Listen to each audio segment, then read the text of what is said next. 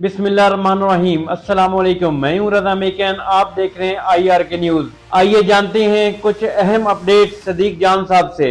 हुकूमत के भी अरमान जो है वो खाक में मिले हैं और हुकूमत को भी सुबकी का सामना करना पड़ा है। जो ये समझते थे कि अब सब कुछ ख़त्म हो गया है, तहरीक इंसाफ कुछ नहीं कर सकती, तो अब तहरीक इंसाफ के की जो लीडरशिप है उसने भी कमर कस ली है। और अब आप देखें ना कि आगे किस तरह से चीज़ें होने जा रही हैं, तहरीक इंसाफ क्या करने जा रही है और इस वक्त इस्टेब्लिशमेंट के लिए, हुकूमत के लिए, इस निज़ाम के लिए किस तरह से चैलेंजेस जो है वो खड़े हो गए हैं।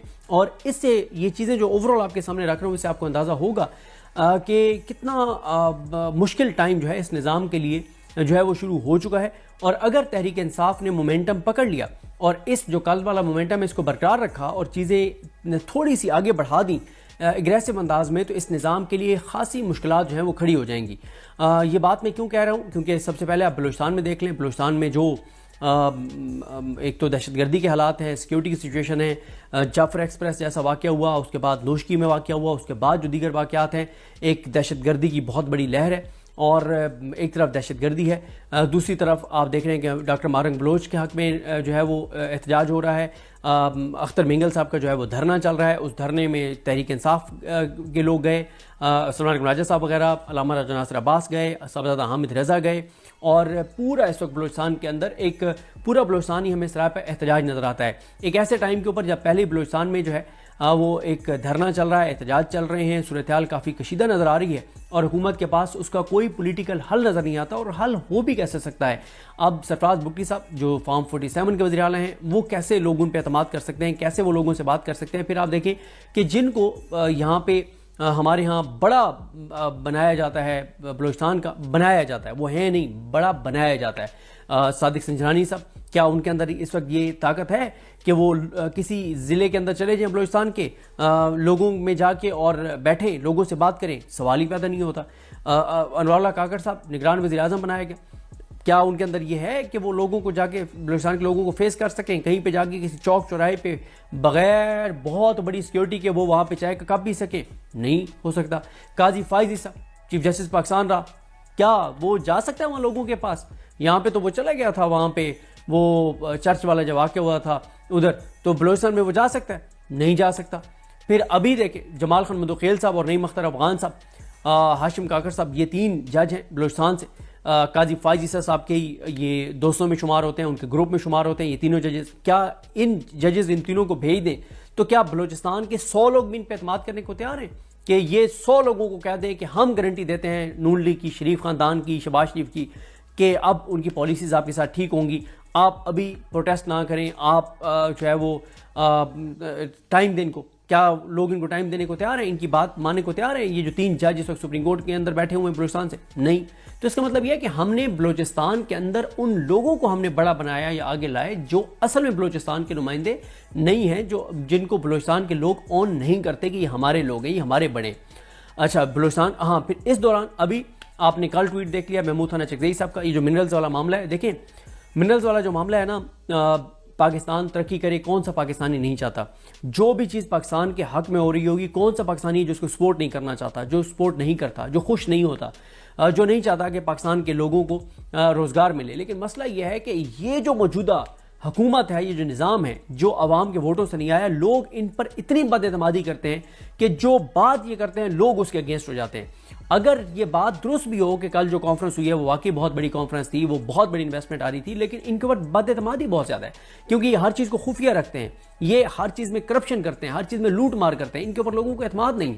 वरना बिल्कुल पूरे पाकिस्तान के लिए खुशी की बात है कि अगर मिनरल्स के मामले में अगर पाकिस्तान में इन्वेस्टमेंट आ रही है तो हर पाकिस्तानी के लिए खुशी की खबर होनी चाहिए। लेकिन मसला क्या है कि इन पर कोई एतमाद करने को तैयार नहीं है। लोगों को लगता है कि डाका डाल रहे हैं, फिर ये झूठ बोलते हैं, ये सच नहीं बताते, ये मुकम्मल तफसीलात नहीं बताते कि कौन सी कंपनीज आ रही हैं, क्या उनके साथ तय हो रहा है, बलूचिस्तान के लोगों को क्या मिलेगा, उस इलाके के लोगों को क्या मिलेगा, कुछ नहीं ये बताते, हर चीज़ को खुफिया रखते हैं। फिर उससे होता क्या है, अब आप देखें कि कल महमूद खान चकजई साहब का बयान है जिसमें उन्होंने मिनरल्स वाले मामले पे कहा है कि हम इसको मुस्तरद करते हैं, हम अदालत में भी जाएंगे, हम ये नहीं होने देंगे। अब आप बताएं जो हालात हैं बलूचिस्तान के, कैसे हम वहाँ से कोई भी इंटरनेशनल फर्म आके वहाँ पे काम कर सकती है? जब तक आप मकामी लोगों को एतमाद नहीं देंगे, उनको एतमाद में लेकर, उनको साथ मिलाकर और वहाँ पे जो कुछ चल रहा है दहशतगर्दी सूरत हाल उसको आप कंट्रोल नहीं करते। ये है बलूचिस्तान के हालात। फिर आप KPK पे आ जाए। KPK के अंदर तहरीक इंसाफ जो है वो माहौल गर्म करने जा रही है। 6 को आपने देखा कि जहां निसारा ने इमरान खान कन्वेंशन करवाया, मुराद सईद साहब ने बहुत कामयाब रहा। अब जो है वो फिर निश्तर हॉल में एक वहाँ पे जो तंजीम है वो वहाँ पे एक कन्वेंशन करने जा रही है। फिर इसी तरह से सबात में भी कन्वेंशन है और मर्दान में भी कन्वेंशन है। और फिर मिनरल वाले मामले पे आपने देखा कि एक बिल वाला जो मामला है जिस पे काफ़ी उसकी जस्टिफिकेशंस भी दी हैं सुहेल खान साहब ने, सुहेल अफरीदी साहब ने, लेकिन लोग जिस तरह से लोगों ने रिएक्ट किया और बदएतमादी। फिर आप ये देखेंगे कल जो मिनरल्स वाली कॉन्फ्रेंस थी उसमें अली अमीन गंडापुर साहब नहीं आए, यानी इतना खौफ है KPK के लोगों का कि वो आए ही नहीं है कल कॉन्फ्रेंस में। तो ये तो हो गए KPK की सूरत हाल। KPK में भी दहशतगर्दी के हालात और सूरत हाल आपके सामने है और ये कोई ढकी छुपी बात नहीं है, ये एक रियलिटी है कि KPK के बहुत से अजलास हैं जहाँ पे आप मगरिब के बाद नहीं निकल सकते। सूरत हाल बहुत गंभीर है। बॉर्डर सिचुएशन आपके सामने है, हमारे अफगानिस्तान के साथ जो मामला चल रहे हैं वो आपके सामने। फिर आप GB के अंदर देखें, प्रोटेस्ट मुख्तलिफ इशूज़ के ऊपर चल रहे हैं। AJK के अंदर प्रोटेस्ट चल रहे हैं। सिंध के अंदर आप देखें कि सिंध के अंदर जो है वो नहरों वाले मामले पे जितना सख्त प्रोटेस्ट हो रहा है शायद हमने तो अपनी ज़िंदगी में नहीं देखा कि कभी सिंध के अंदर जो है वो किसी इशू के ऊपर इस हद तक एहतजाज हो रहा हो। और फिर जिस तरह से वहाँ पे रंगे हाथों पकड़े गए आसिफ अली जरदारी, जो उन्होंने मंजूरी दी नहरों की और जो वो नहरों के साथ हैं, नहरों पे काम शुरू हो गए और अब वो झूठ बोल रहे हैं कि नहीं ऐसी कोई बात नहीं। वो झूठ बोल रहे हैं। ऐसे ही है जैसे अमेरिका को कहते थे तुम ड्रोन हमले करते रहो और हम मजम्मत करते रहेंगे। तो सिंध के हालात आपके सामने। और इसी दौरान फिर पंजाब में आपने देख लिया PTI ने कल जो कर छोड़ा और आगे जो PTI अब एक्टिव होने जा रही है।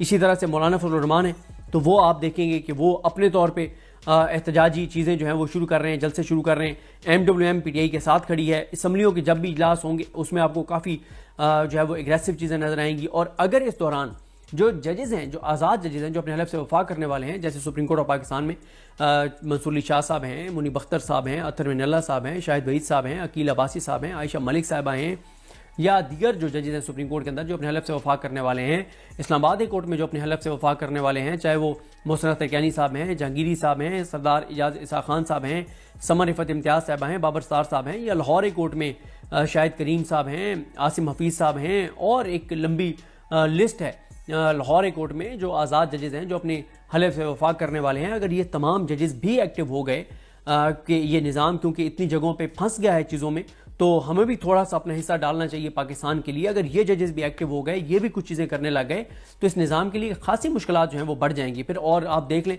आसिफ अली जरदारी हैं तो वो बीमार हुए पड़े हैं, नवाज शरीफ हैं तो वो भी बीमार हो गए हैं। तो इस सारी सूरत हाल में निज़ाम बहुत फंसा हुआ है हर महाज के ऊपर, यानी हर सूबे में हर महाज के ऊपर ये निज़ाम जो है वो फंसा हुआ है। इंटरनेशनली आप देख लें, अमेरिका में जो चीज़ें चल रही हैं वो आपके सामने हैं। तो इसलिए खासा मुश्किल टाइम मुझे तो इस निज़ाम के लिए नज़र आ रहा है। अगर PTI ने कल वाले मोमेंटम को जिस तरह से बरकरार रखने का फैसला किया, अगर वाकई बरकरार रख लेते हैं और एक्टिव हो जाते हैं तो इस निज़ाम के लिए खासी मुश्किलात होंगी, क्योंकि निज़ाम इस वक्त बहुत ज़्यादा कमज़ोर हो चुका है, बहुत महाजों पे फंस चुका है। तो नाज़रीन, ये थी आज की अहम अपडेट्स जो आपने जानी सदीक जान की ज़बानी।